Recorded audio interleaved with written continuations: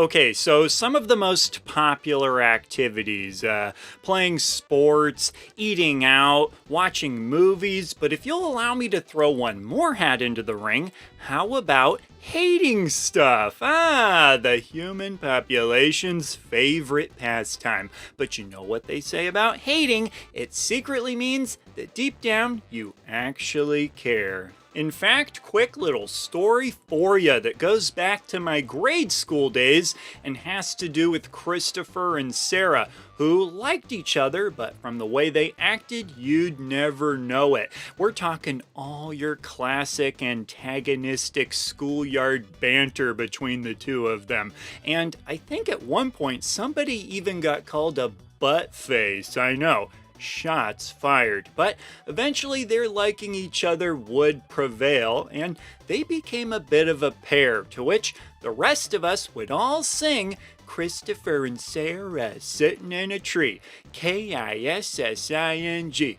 First comes love, then comes marriage. Then comes the baby in the baby carriage. Unfortunately, the 20-year plan required for all of that to happen would eventually be derailed when 3 weeks later, Christopher punched Jimmy, and Sarah didn't like that. Questions of character came into play. Things got messy, and eventually it all just fell apart. Sarah and Christopher were no more, leaving us all to sit there and wonder what could have been. But the point remains that despite acting like they hated each other initially, they really did like each other. Now, if only this could be applied to other aspects of life, like hating video games. Let's see, Earthworm Jim and Reddit user Bongo King 97219 sitting in a tree. Hating. It just doesn't work the same. The thing about video games being hated is that the people who hate them the most are also the people who love them the most. But the difference is that this isn't something where they hate them because they secretly love them. No, they hate them because it's not the games they love. They love the games they love, and then they hate the games that they don't love. Geez, you think they just leave them alone, right? I mean, you don't see people walking around saying stuff like, "Hey, your boyfriend sucks. I'm so glad that I have mine instead." But maybe people just don't do stuff like that because it could result in an uncomfortable situation. Whereas with video games, they can't defend themselves. I mean, I could call Vector Man an idiot all day long, and what can he do about it? Nothing. Yeah, idiot, you big idiot. But you know who will defend video games? That's right, your fellow gamers. People will defend their favorite games with a ferocity unlike anything you've ever seen before. In fact, I'd be willing to bet, and not to try to get anybody in trouble here, but I bet some of your significant others might be thinking something like, if only you defended me the way you defend Donkey Kong 64. Now that would make me feel really special. I suppose that in a way it kind of makes sense. I mean, when you bash a game, you could be attacking somebody's personal childhood memories if it's a game that they remember really fondly like that. Or perhaps just a more recent enjoyable experience that they had. I mean, I can relate to that. One time I ate this burrito that was super tasty, and as I was walking out of the taqueria, I hear somebody talking trash about the place.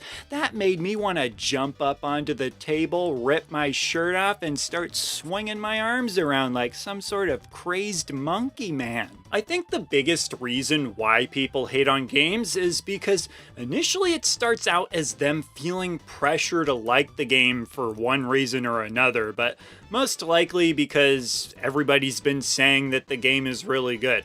So they feel pressure to play the game, they play the game, and come to find they're not really enjoying it. But they need to justify why they're not enjoying it. So the most obvious and aggressive way to do this would just be to explain why the game is really bad. People don't want to be thought of as having bad taste in video games, so if they can convince everybody that the game itself is what's actually bad, then problem solved, right?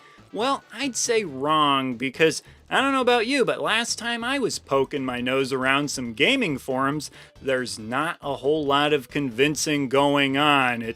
Everybody has their own individual opinion, and that's pretty much the end of it. This is why I've always felt like people shouldn't feel pressure to have to justify why they don't like certain games, no matter how popular it is. Even if everybody you know thinks the game is amazing and you don't, who cares? You're fine. Don't worry about it. But here's a question for you. What's the difference between hating on a game and just having criticism of it? I mean, you should be able to criticize a game, right? That's part of the deal of evaluating these games.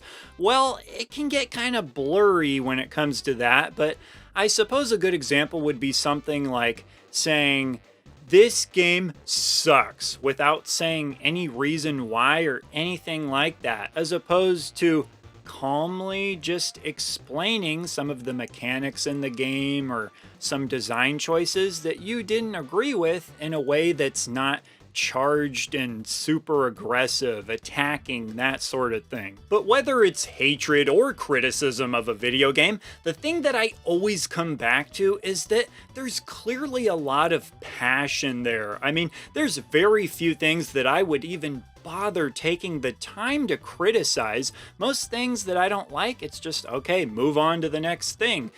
I was on Amazon the other day and I saw some of these reviews for sponges that I was buying. So I'm looking through the reviews and I'm like, man, people review these sponges. And some of those reviews are like giant novels people write. And I think, my goodness, this person really is super passionate about sponges. So when it comes to passion for video games, I do realize that I can't stop it from occasionally going astray, but I can at least say that we should all try to do our best to have it be used for positive things so that the community can be stronger as a whole. Somebody's favorite video game could be one that I absolutely despise, and still, in a heartbeat, I would consider that person my friend because they still have a lot of passion for video games, and that means something. But that's enough kumbaya mumbo jumbo from me. Now it's time for all of you